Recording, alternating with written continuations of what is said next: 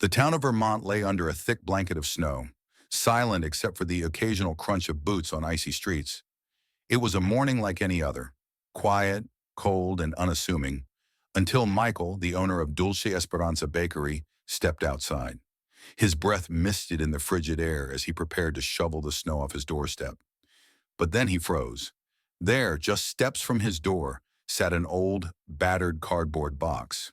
It was too large to have been left by accident and worn enough to suggest it had weathered several cold nights. His brow furrowed as he approached cautiously. Bending down, he saw the box shift slightly. Michael's heart thumped in his chest. Peeling back the lid, he gasped. Inside, huddled together for warmth, were four children. Their cheeks were pale, their bodies trembling, and their wide, fearful eyes stared up at him. Michael's breath caught as he whispered, "Dios mío, what happened to you?" Michael was a man shaped by memories, and for him, Dulce Esperanza Bakery was more than just a business. It was a lifeline to his past. At 35, he had inherited the small bakery in Vermont after his mother's untimely passing. She had been his anchor, a woman of warmth and resilience who poured her soul into the bakery. To honor her, Michael took on the responsibility of keeping her legacy alive. The bakery occupied a cozy corner of the snow-covered town, its windows frosted with intricate ice patterns every winter. For years, it had been a beacon of comfort, drawing in locals with the scent of fresh pastries and coffee. Every morning, Michael unlocked the doors at dawn, his heart heavy with solitude but masked by a kind smile. Customers adored him, but none truly knew the depth of loneliness he carried. Inside the bakery, his mother's presence lingered in small ways. A worn apron hanging behind the counter, her favorite recipes framed on the wall, and a picture of her smiling, kept near the cash register.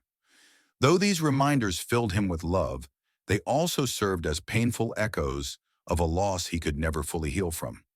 On this particular winter morning, Vermont was blanketed in snow, and the streets were unusually quiet. Michael bundled up in his heavy scarf and coat, preparing to clear the walkway in front of the bakery. The rhythmic scrape of his shovel against the snow was the only sound, and he let his mind wander. His life felt predictable, almost stagnant, a cycle of hard work and unspoken grief. As he finished shoveling, something caught his eye. A large cardboard box rested at the doorstep, incongruous against the pristine white snow. Its edges were worn, and one corner was torn, as though it had been hastily left there. Michael frowned, puzzled, and stepped closer. The box seemed out of place, and for reasons he couldn't explain, unease prickled at the back of his neck. This morning, something was different. Very different. Michael hesitated as he stood before the box, its battered edges offering no clue to what lay inside. The cold wind bit at his face, but he ignored it, his heart thudding in his chest. Slowly, he knelt and lifted the lid.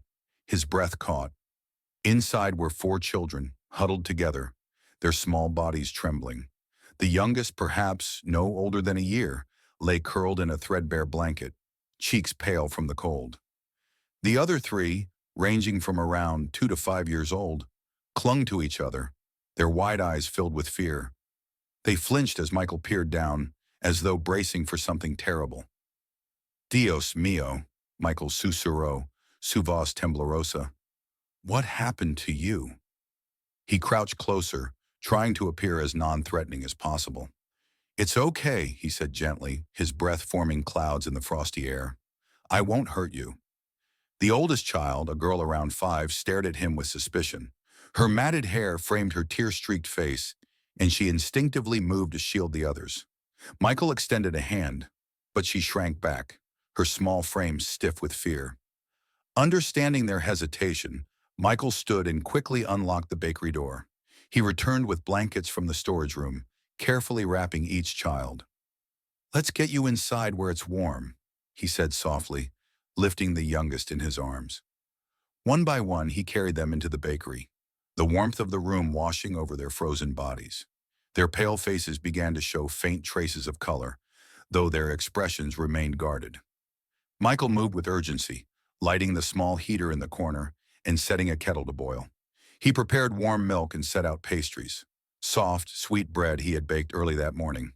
"Here," he said, offering a cup to the oldest girl. She hesitated, her trembling hands hovering before cautiously accepting it. She took a small sip, her wary eyes never leaving him. As Michael sat across from them, questions swirled in his mind. Who were these children? Where had they come from? Who could abandon them in such bitter cold? He looked closer, noticing their tattered coats and thin shoes. They had clearly been neglected, but what struck him most was a small symbol sewn onto their clothing, a triangle with an unfamiliar letter inside. It was odd, out of place, and raised more questions than it answered. What is this? He murmured, touching the emblem on one child's jacket. But as soon as he did, the oldest girl screamed. Don't touch it, she cried, her voice filled with terror. Her hands trembled and tears welled in her eyes. They'll come. Michael froze, alarmed by her outburst. Who will come? He asked, but the girl only shook her head, her sobs growing louder. A chill ran down Michael's spine. Whoever had left these children had done so with purpose. And whoever they were, the children's fear of them was real. Michael knew one thing for certain. He couldn't let them go back to whoever had abandoned them. Michael's eyes lingered on the strange triangle symbol stitched into the children's tattered coats. The unfamiliar letter inside it seemed deliberate, almost like a mark of ownership. Unease gnawed at him as he sat back, glancing at the oldest girl. Her face was pale, streaked with tears, and her small hands clutched the cup of warm milk tightly. Sweetheart, he said gently, leaning forward, can you tell me what this symbol means? Who are you afraid of? The girl avoided his gaze, shaking her head frantically. They'll come, she whispered, her voice trembling. If we talk, they'll find us. Michael's chest tightened. He wanted to press further, but stopped himself. The fear etched into her young face was too overwhelming. Instead, he stood and peered out the bakery's frosted window. Outside, the snow-covered streets were still empty, and the cold wind howled. The peaceful scene felt like a cruel contrast to the tension inside. Turning back, Michael crouched beside the children. You're safe here, he assured them. No one will hurt you. His words were meant to comfort, but a creeping doubt told him that the danger was closer than he wanted to admit. Just then, the oldest girl's eyes darted toward the window, widening in terror. She gripped the arm of her younger sibling, who was dozing off in the warmth. Mister, they're coming, she said, her voice barely above a whisper. Her gaze was fixed on the window, her body rigid with fear. Michael turned to look outside, his heart racing. But there was nothing, just the same empty street and the soft snowfall. Still, her fear was contagious, and Michael felt a chill that had nothing to do with the weather. I need to figure this out, Michael muttered under his breath. He stood abruptly and grabbed his phone. If anyone could help him understand the meaning behind the symbol, it was Isabel. She was a close friend and worked at the police department. With shaking hands, he dialed her number. The phone rang several times before Isabel's calm, familiar voice answered. Michael, it's early. Is everything okay? Michael glanced at the children, then stepped into the back room to speak privately. Isabel, I found someone outside the bakery this morning. 4 children. They're terrified, and there's this strange symbol on their clothes. I think it's connected to something bad. The line went silent for a moment before Isabel's voice turned serious. Describe the symbol to me, Michael quickly explained, and her sharp intake of breath on the other end made his stomach drop. Michael, she said, her tone grave, this matches a case I've been working on. I'll explain everything when I get there. Stay with the kids and don't let anyone near the bakery. Michael hung up the phone, his hands trembling slightly. Isabel's tone had been serious, too serious. He returned to the front of the bakery, where the children remained huddled together. The oldest girl still sat protectively close to her siblings, her eyes darting nervously toward the window every few seconds. Someone is coming to help, Michael said gently, trying to sound reassuring. Her name is Isabel. She's with the police, and she's very kind. You can trust her. The girl didn't respond, but her small frame seemed to relax just a little. Michael's heart ached as he watched her try to shoulder a responsibility far beyond her years. No child should have to live in this kind of fear. A short while later, the sound of a car pulling up broke the silence. Michael's pulse quickened as he opened the door to see Isabel stepping out. She was dressed in her usual sharp attire, her expression focused and determined. Michael, she greeted, her sharp eyes scanning the bakery before landing on the children. Where are they? He gestured toward the corner where the children sat. Isabel approached slowly, crouching to meet the oldest girl's gaze. "Hi there," she said softly, her voice warm but firm. "My name is Isabel, and I'm here to help you. Can you tell me your name?" The girl hesitated, her lips trembling. "Lucy," she whispered after a long pause. "That's a beautiful name," Isabel said with a small smile. "Lucy, do you know who left you here?" Lucy shook her head, tears welling in her eyes. "They told us to stay quiet," she murmured, her voice breaking. "They said bad things would happen if we talked." Isabel's expression hardened, though she kept her tone gentle. "It's okay, Lucy. You're safe now. No one can hurt you." Standing, Isabel motioned for Michael to follow her into the back room. Once they were alone, her face turned serious. "Michael, the symbol you described, it's linked to a cross-border child trafficking ring. We've been tracking this group for months, but we haven't had enough evidence to act. These children, they might be the key to taking them down." Michael felt a surge of anger and disbelief. Trafficking? These are just kids. How could anyone do this to them? Isabel placed a reassuring hand on his shoulder. "I know it's hard to believe, but this organization is ruthless. They target the most vulnerable, abandoned or kidnapped children. The symbol on their clothes is like a brand. It's how they identify the kids they're exploiting." Michael clenched his fists, his protective instincts kicking in. "What do we do now?" "I'll report this immediately and get backup," Isabel replied. "But Michael, listen to me. If these people find out the kids are here, they'll come for them, and they won't care who gets in their way." Michael nodded, his resolve hardening. "I won't let anything happen to them." "Good," Isabel said firmly. "But you need to be careful. Don't let anyone you don't trust near the bakery. I'll handle the investigation, but you need to stay vigilant." As Isabel left to make her calls, Michael stood in the doorway, watching her car disappear into the snowy streets. A growing sense of dread settled in his chest. Whoever had abandoned these children wasn't going to give up easily. He turned back to the bakery, glancing at Lucy and her siblings. They looked so small, so fragile. Whatever happened next, Michael vowed to protect them with everything he had. The next morning, the bakery felt unusually quiet. The children were still asleep upstairs, huddled together under blankets in the small storage room Michael had converted into a makeshift shelter. Michael worked silently, his mind racing with Isabel's warning. He couldn't shake the feeling that something, or someone, was coming. As he wiped down the counter, the bell above the door jingled, breaking the stillness. Michael looked up to see a tall man step inside. He was sharply dressed in a tailored black suit, his polished shoes leaving faint impressions on the snowy mat. His dark hair was slicked back, and his sharp, confident eyes swept over the bakery before landing on Michael. "Good morning," the man said smoothly, his voice calm yet unnervingly cold. "I heard this bakery has the best pastries in town. I thought I'd stop by." Michael forced a smile, though his instincts screamed that this man was trouble. "We do our best," he replied, keeping his tone steady. "What can I get for you?" The man's gaze drifted toward the corner of the room, where small pairs of shoes sat neatly by the wall. His lips curved into a faint smile. "I see you've got company. Kids?" Michael's stomach tightened, but he didn't flinch. "Just the children of a customer," he said quickly.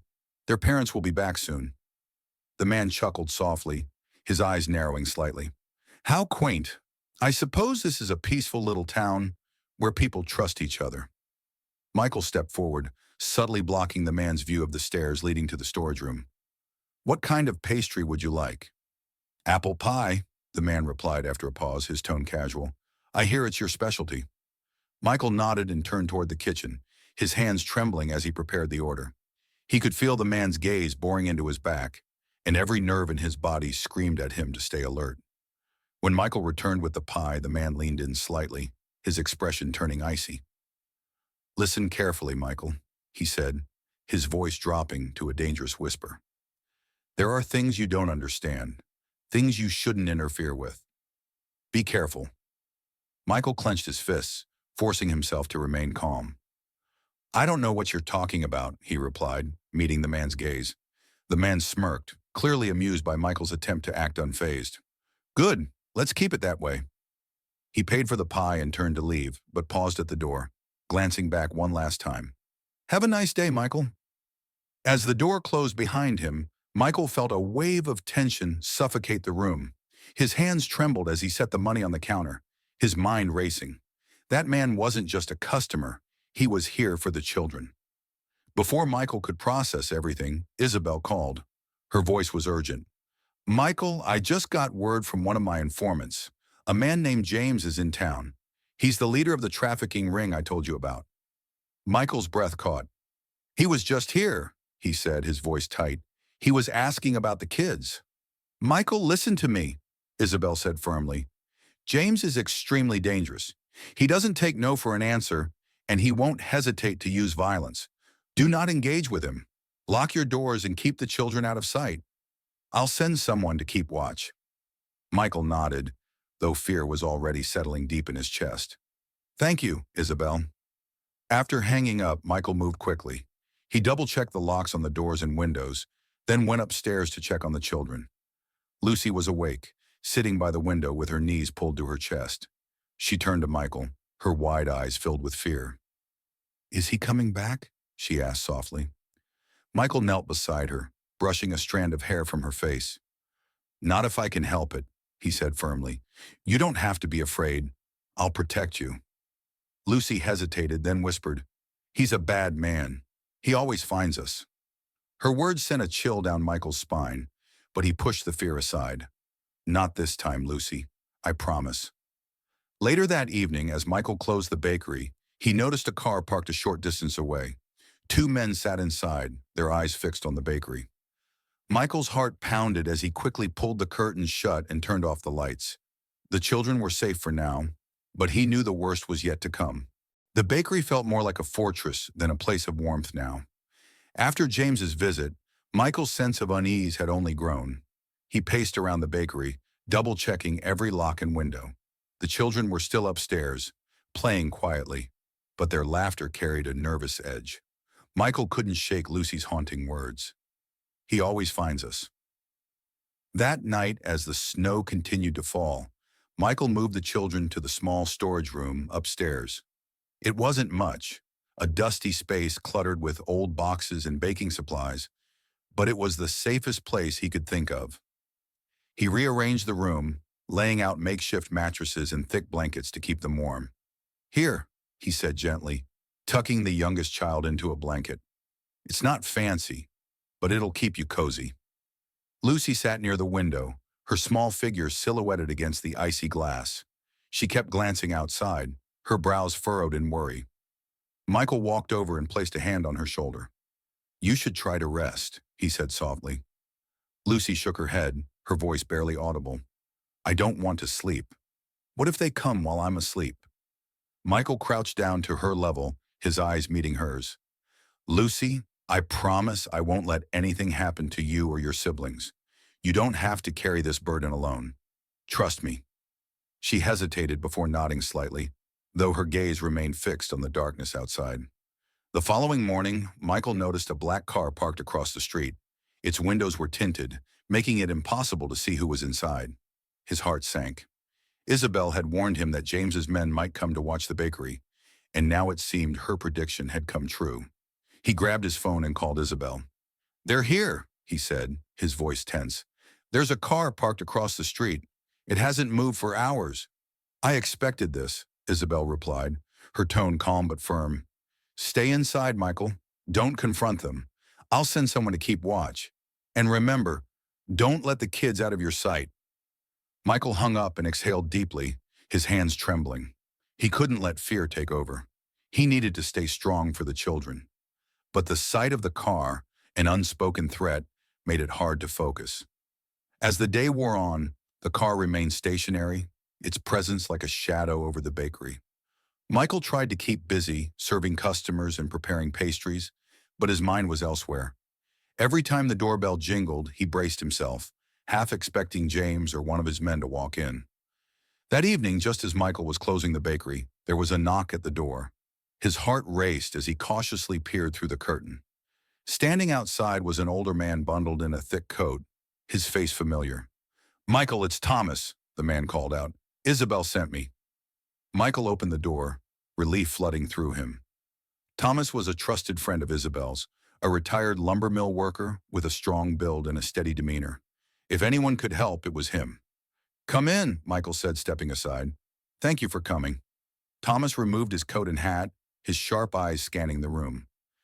Isabel told me what's going on. Don't worry, I'll stay here tonight and keep watch. Michael nodded, grateful for the extra support. Together they devised a plan to protect the children. Thomas would stay downstairs, keeping an eye on the door and windows, while Michael remained upstairs with the kids. As the night deepened, the bakery fell silent. Michael sat by the children, his ears attuned to every creak and gust of wind. Lucy, still awake, sat beside him. Mr. Michael, she whispered, do you think they'll come? Michael hesitated before replying, if they do, we'll be ready. Around midnight, Michael heard a faint noise outside. He froze, his heart pounding, and quickly alerted Thomas. The older man was already awake, gripping a metal rod he'd brought with him. There's movement outside, Thomas said quietly, motioning for Michael to stay back. Peering through a small crack in the curtain, they saw a figure moving near the bakery. It was James. His polished demeanor was gone, replaced by a predatory focus as he scanned the building. Two men stood nearby, their postures tense and ready. Stay calm, Thomas whispered. If they try anything, we'll handle it. Michael nodded, though his hands trembled. He couldn't let them get to the children. James moved closer to the front door, his eyes narrowing as he examined the lock. For a moment it seemed he might try to break in, but then he smirked and turned away, disappearing into the night with his men. Thomas exhaled deeply, lowering the rod. He's testing us. He wants to see if we'll panic. Michael clenched his fists, his resolve hardening. I don't care what he tries. I won't let him take those kids. The rest of the night passed in tense silence. Michael barely slept, his mind racing with thoughts of what might come next. He knew the confrontation was far from over, but with Thomas by his side and Isabel working tirelessly, he felt a glimmer of hope. Morning arrived with weak sunlight filtering through the frosty windows of the bakery. Michael's eyes burned from lack of sleep, but his focus remained sharp. The children upstairs were still asleep, and Thomas was already awake, sitting by the window with his coffee, watching the street outside. They'll be back, Thomas said, his tone firm. Men like James don't walk away empty-handed. Michael nodded, his jaw clenched. Then we'll be ready. As if on cue, a black car pulled up across the street. Michael's chest tightened as he watched James step out, accompanied by two men dressed in dark coats. Their deliberate movements and cold expressions made it clear they weren't here for pastries. The bell above the door jingled, and James stepped inside, his smirk as chilling as the winter air. Good morning, Michael, he said smoothly. I hope you've had time to think. Michael straightened behind the counter, his expression firm. Think about what? I've got nothing to say to you. James chuckled softly, his sharp eyes scanning the bakery. Oh, but you do. You see, I'm here to collect something. Or should I say, someone. His gaze flicked toward the staircase, and Michael's pulse quickened. I don't know what you're talking about, Michael replied, his voice steady despite the fear coiling in his chest. James's smirk widened. Don't play coy, Michael. I know the kids are here, and let me make this clear. They belong to me. Michael's fist tightened at the man's words. Before he could respond, one of James's men stepped forward, placing a hand on the counter. It's best if you cooperate, the man said, his tone low and threatening. Things could get unpleasant. From the corner of the room, Thomas rose slowly, the metal rod in his hand glinting faintly in the morning light. I think it's time for you to leave, Thomas said, his voice calm but laced with warning. James turned to Thomas, his smile fading slightly. Ah, reinforcements. How charming. But let me give you some advice, old man. Stay out of this. Thomas stepped closer, his stance unwavering. Not a chance. For a moment, the tension was suffocating, the room filled with an unspoken challenge. Then James raised his hands in mock surrender. Fine, we'll leave, for now. But you're making a mistake, Michael. You can't protect them forever. Michael said nothing, his jaw set as James and his men turned to leave. But before stepping out, James paused at the door, glancing back with a cold smile. You have one day to make the right choice. Don't waste it. The bell jingled as the door closed, leaving an oppressive silence in its wake. Michael leaned against the counter, his hands trembling. He knows, he said quietly. He knows they're here. Thomas placed a reassuring hand on Michael's shoulder. Then we fight back, but we need a plan. That evening, after closing the bakery, Michael and Thomas sat at the table, sketching out their next steps. Isabel had promised additional patrols in the area, but Michael knew it wouldn't be enough. James wouldn't stop until he had the children back. We need to get the kids out of here, Thomas said, his tone grave. If James can't find them, he won't have a reason to come back. Michael hesitated, glancing toward the stairs where Lucy and her siblings were playing. But where would we take them? We can't keep running forever. Thomas sighed, his face lined with worry. I'll talk to Isabel. Maybe she can arrange a safe house. But until then, we hold the line. Upstairs, Lucy sensed the tension in the air. She crept down the stairs, her small frame barely making a sound. Mr. Michael, she said softly, her wide eyes filled with worry. Are they coming back? Michael knelt down, placing a hand on her shoulder. Not if I can help it, he said firmly. You just need to stay upstairs and take care of your siblings, okay? Lucy nodded, though her expression remained fearful. I don't want anything bad to happen to you. Michael's heart ached at her words, but he forced a smile. Nothing bad will happen. I promise. That night, Michael and Thomas took turns keeping watch, their nerves stretched thin. The bakery, once a haven of warmth and comfort, now felt like a battleground. Michael's resolve hardened with every passing hour. Whatever it took, he wouldn't let James win. The following morning, the bakery was quiet. Michael prepared a simple breakfast for the children, warm milk and slices of fresh bread, but his mind was preoccupied.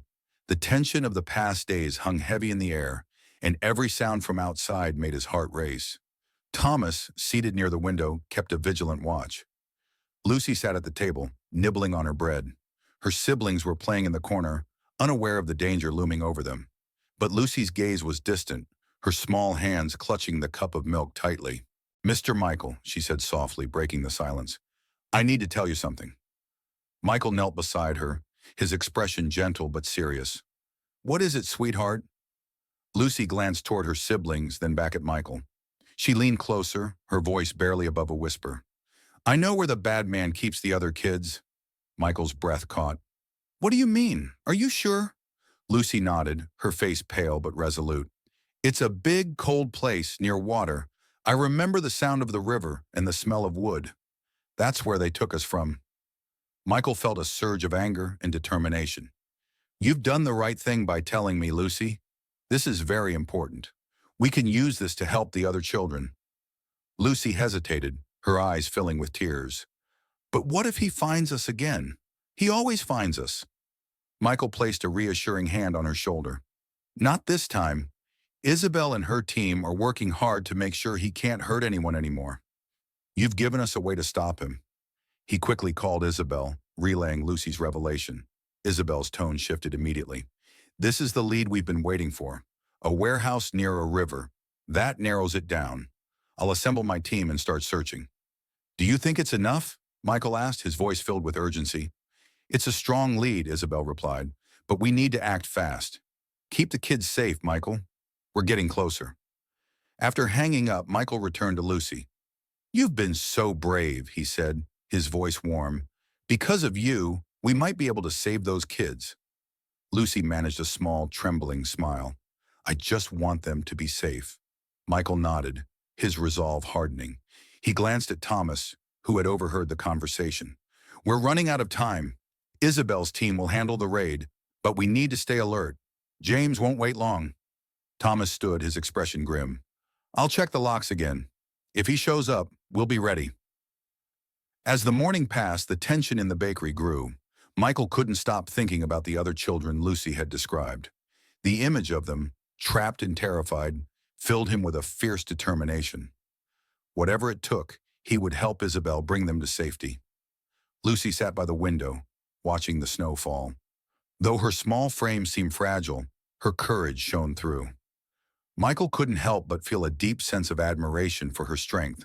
She was just a child, yet she had endured so much.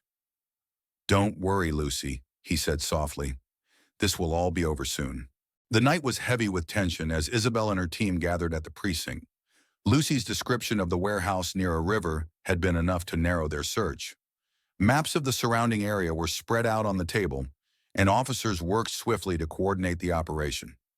Isabel stood at the center, her voice calm but resolute. "We've identified 3 potential locations," she said, pointing to the marked spots on the map. "Each one fits the description Lucy gave us.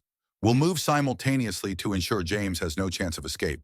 Her team nodded in unison, their determination mirroring her own. Isabel's thoughts turned to Michael and the children. She knew the stakes were high. This wasn't just about dismantling a trafficking ring, it was about protecting those who had already suffered far too much. As midnight approached, the teams moved out under the cover of darkness. Isabel led the group heading to the most likely location, a large warehouse near the river on the outskirts of town. The sound of rushing water grew louder as they approached, blending with the crunch of boots on the frosty ground. "Team 1, secure the perimeter," Isabel instructed through her radio. "Team 2, be ready to breach on my signal." The officers fanned out, their flashlights cutting through the shadows. Isabel's heart pounded as she approached the main entrance. She raised her hand, signaling her team to stop. Inside the warehouse, James and his men were preparing to leave. Crates were being loaded onto trucks, and the air was thick with urgency. James's polished exterior had cracked. His expression was tense, his movements sharp. "Move faster," he barked at his accomplices.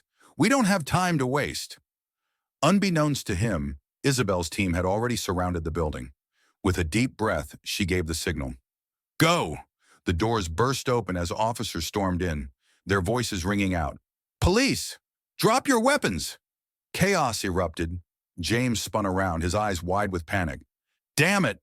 he shouted, pulling a gun from his coat. But before he could aim, Isabel's sharp command cut through the air. "James Vargas, drop the weapon and surrender. You're surrounded." James hesitated, his gaze darting between Isabel and the exits. His accomplices tried to flee, but Team 2 was already securing the back of the warehouse. One by one, they were apprehended, their resistance short-lived. Realizing there was no escape, James snarled and dropped his weapon. "You're making a mistake," he spat, as officers moved in to cuff him.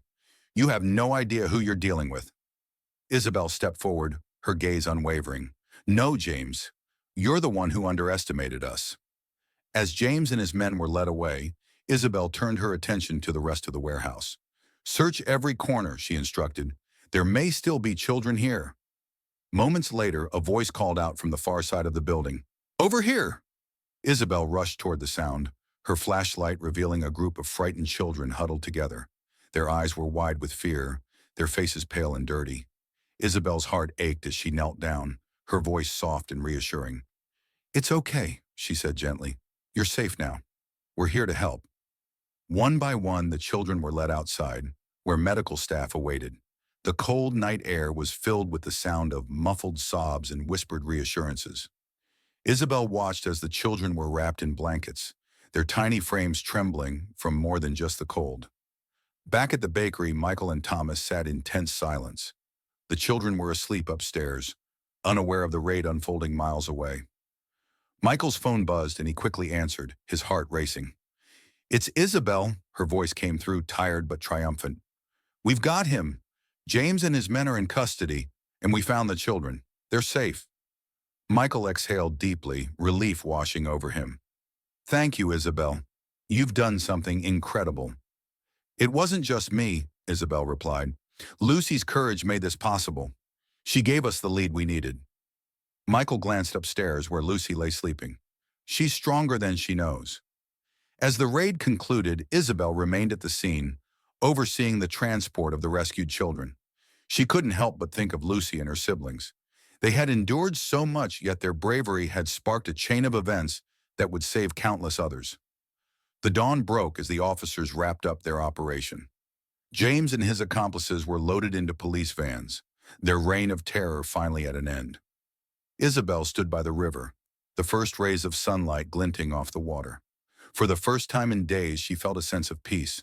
At the shelter where the rescued children were taken, Isabel spoke with the staff, ensuring they would receive the care they needed. Her thoughts drifted back to Michael and the bakery, the place where this story had begun. She made a silent promise to herself to see it through to the very end. The sun rose over Vermont, casting a soft golden light over the town. At the bakery, Michael stood by the window, gazing out at the snow-covered streets. For the first time in days, there was a sense of calm. Isabel's call from the night before still echoed in his mind. "We've got him. The children are safe." Upstairs, Lucy was awake, sitting quietly by the small window. She watched the frost melting on the glass, her thoughts far away. Michael walked in, carrying a tray with warm milk and toast. "Good morning," he said gently, setting the tray down. Lucy looked up at him, her expression serious. "Is he gone? The bad man?" Michael knelt beside her, his tone reassuring. "Yes, Lucy. Isabel and her team caught him. He can't hurt anyone anymore." For a moment, Lucy said nothing. Then she smiled, a small, hesitant smile that seemed to brighten the room. "So the other kids are safe too?" Michael nodded, his heart swelling with pride at her selflessness. "Yes, because of you, Lucy. You were so brave to tell us what you knew." Lucy's gaze dropped to her lap. "I was scared," she admitted.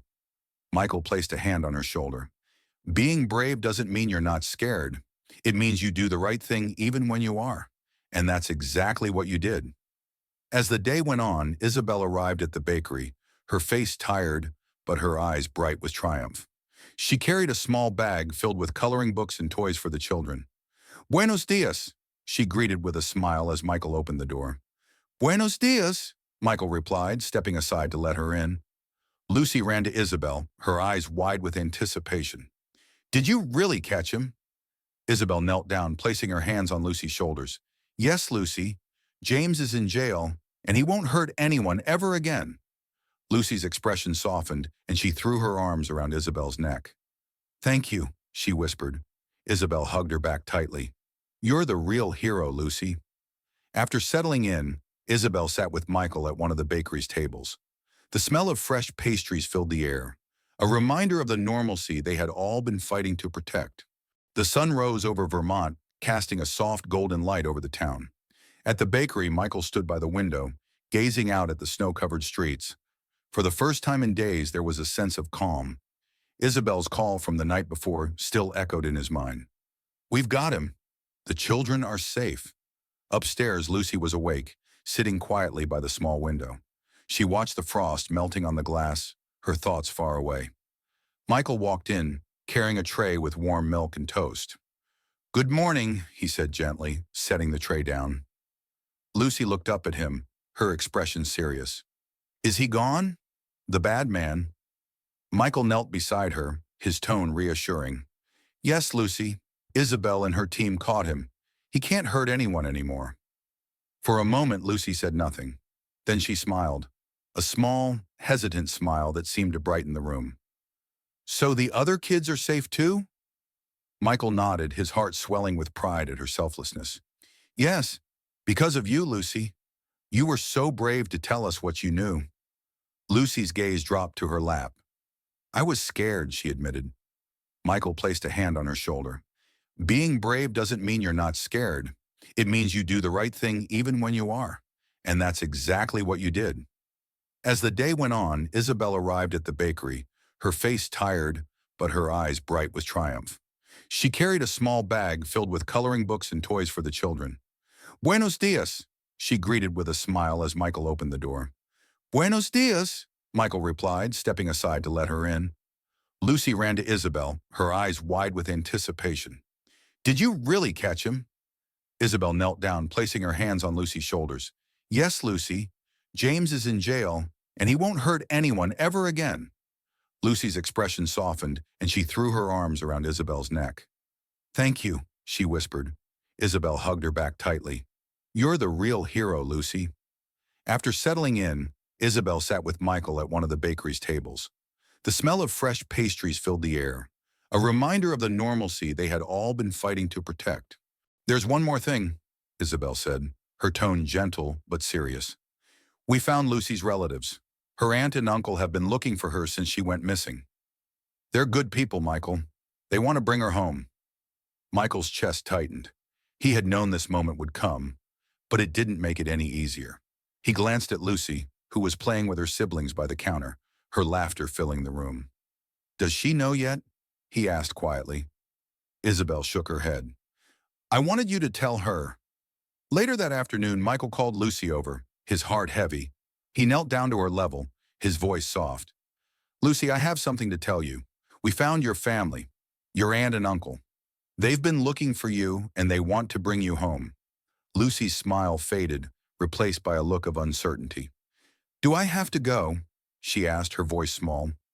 Michael swallowed hard, his throat tight. They love you very much, Lucy.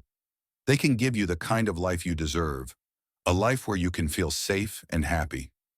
Tears welled up in Lucy's eyes. But I don't want to leave you. Michael felt his own eyes sting, but he forced a smile. You'll never really leave me, Lucy. No matter where you are, you'll always be in my heart, and you can visit whenever you want. I promise. Lucy hesitated before throwing her arms around Michael, clutching him tightly.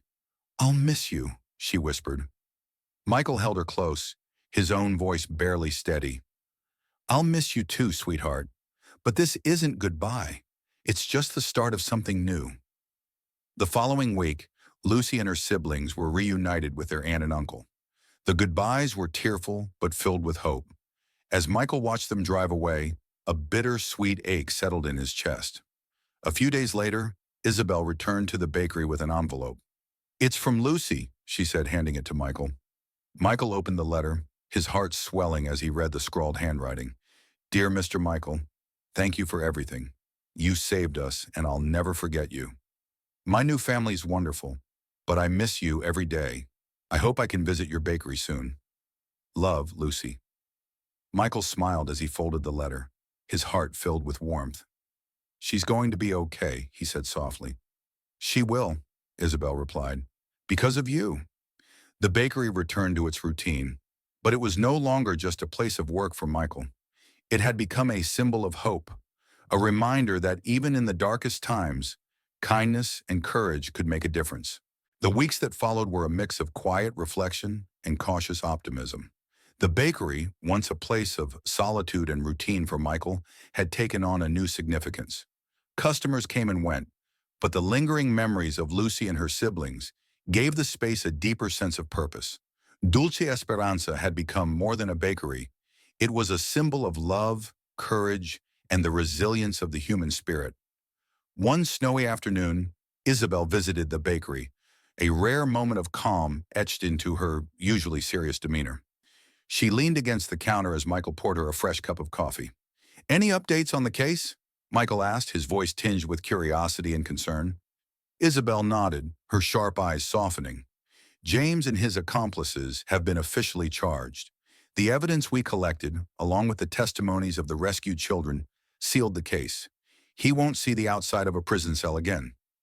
Michael exhaled deeply, relief washing over him. Good. It's the least he deserves. Isabel smiled faintly, her gaze drifting toward the bakery window. Snowflakes danced in the air outside, a peaceful contrast to the chaos they had faced just weeks earlier. You know, Michael, what you did wasn't just brave. It was extraordinary. You gave those kids a chance at a new life. Michael looked down, his hands resting on the counter. I just did what anyone would do. Not everyone would have risked as much as you did, Isabel said, her voice firm. You didn't just save them. You changed their lives. Michael nodded, though the weight of the past weeks still lingered in his chest. I just hope Lucy and her siblings are happy. Isabel reached into her bag and pulled out a small package. Speaking of Lucy, this came for you. Michael opened the package to find a handmade card, adorned with colorful drawings of a bakery, a river, and a bright sun. Inside, Lucy's handwriting was scrawled in cheerful letters. Dear Mr. Michael, I love my new home, but I miss you every day. I think about your bakery and the yummy pastries you made. I promise I'll visit you one day. Thank you for being my hero. Love, Lucy. Michael's chest tightened as he read the note, his heart brimming with emotion. She's incredible. he murmured, a small smile breaking through. She is, Isabel agreed, and so are you. The days turned into weeks, and life in the small Vermont town began to settle back into its usual rhythm. Michael continued running the bakery, his warm smile and fresh pastries bringing comfort to his loyal customers. But the events of those harrowing weeks had left an indelible mark on him. One morning, Mrs. Rosa, a regular customer, walked in with her usual lively chatter. "Michael, the town's talking about you," she said, her eyes twinkling with pride. "They say you're a hero." Michael chuckled, shaking his head. "I'm no hero, Mrs. Rosa. I just did what needed to be done." "Well, you're a hero to those children," she replied firmly, "and to this town. We're proud of you." As the days passed, Michael began to notice small changes around the bakery. More customers stopped by, some bringing their children, who gazed at the framed recipes in the cozy warmth of the space. It was as if the bakery had become a gathering place, a beacon of hope for the community. One particularly busy afternoon, a young woman entered the bakery, her face unfamiliar but kind. She approached the counter, a shy smile on her face. "Are you Michael?" she asked softly. "I am," Michael replied, his curiosity piqued. "I'm one of the volunteers at the shelter where Lucy and the other children stayed," she explained. "I just wanted to thank you. They talked about you all the time. Lucy especially. She said you made them feel safe." Michael's heart swelled at her words. "They deserve to feel safe," he said simply. "They're doing really well," the woman continued. "Lucy's thriving with her new family. She's even started school and made friends." Michael smiled, the bittersweet ache in his chest easing slightly. "That's wonderful to hear. Thank you for telling me." After she left, Michael found himself reflecting on everything that had happened. The bakery, once a place of quiet solitude, now felt alive with purpose. It wasn't just about pastries and coffee anymore. It was about connection, about creating a space where people felt valued and cared for. One evening, as the snow fell softly outside, Michael sat by the window, a cup of coffee in hand. The bakery was quiet, the last customer having left moments ago. The warmth of the room contrasted with the cold outside, a reminder of the sanctuary he had built. The bell above the door jingled, and Michael looked up to see Isabel stepping in. She was holding another envelope. "Another letter from Lucy," she said with a smile, handing it to him. Michael opened it eagerly. Inside was a photograph of Lucy and her siblings, all smiling brightly in front of a snow-covered house. The back of the photo had a simple message: "We're happy now, thanks to you." Michael's throat tightened as he held the photo, his heart full of gratitude and pride. He placed it carefully on the counter, a reminder of the impact one act of kindness could have. As the evening wore on, Michael found himself looking out at the falling snow. The bakery bathed in a warm golden glow. Dulce Esperanza had always been a place of comfort, but now it carried a new meaning. It was a testament to the power of compassion, a symbol of hope that would continue to inspire anyone who walked through its doors. And though the challenges of the past weeks would never be forgotten, Michael knew that the future held promise, not just for him, but for all those who found solace in the warmth of his bakery.